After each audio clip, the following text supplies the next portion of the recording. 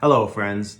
Mr. J here, relationship coach with www.mrjrelationshipcoach.com, here to give you your weekly dose of vitamin J. Now, I'm actually in my dining room right now, which explains the big plant hanging behind me. Kind of makes me look like Tina Turner in the 80s. But it's all good, because actually this week I just wanted to talk briefly about anger. Anger is actually a physiological response to a trigger that we get that usually results from a disappointment, a fear, a frustration, a vulnerability, definitely hurt, an unmet expectation.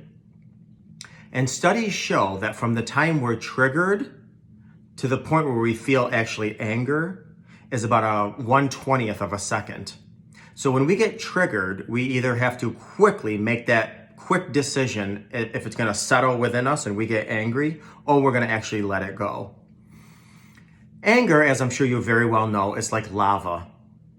It destroys everything in its path, oftentimes permanently for really a temporary solution. Now, don't get me wrong, anger can actually be a good thing if used in a healthy manner. For instance, many people have righteous anger for fighting social injustices, or anger is what gives us our strength when our child is caught underneath a car.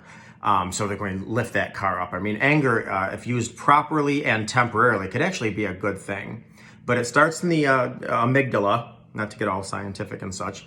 But again, we have 1/20th of a second when we feel a trigger to the point where we can either just let it go or let it stew within us. And then, of course, it turns into lava, destroying everything around us, whatever.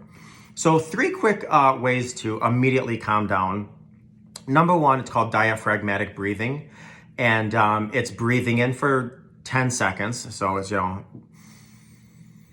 slow breaths for 10 seconds and then letting it go slowly in again. There's also what's called the 4-square breathing, which is, breathe in for 4 seconds, hold for 4 seconds, breathe out, for 4 seconds. So it's, that square, but you're doing each breath and hold and release and so forth for 4 seconds. Another thing is if you're a person of faith, is prayer.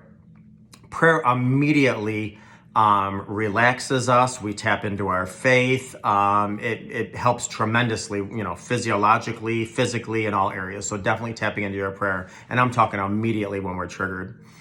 And the last thing, which takes a little bit more time, but actually is very helpful, is breaking down exactly why you're angry. Are you angry because of a vulnerability that was triggered? Are you angry because of an unmet expectation?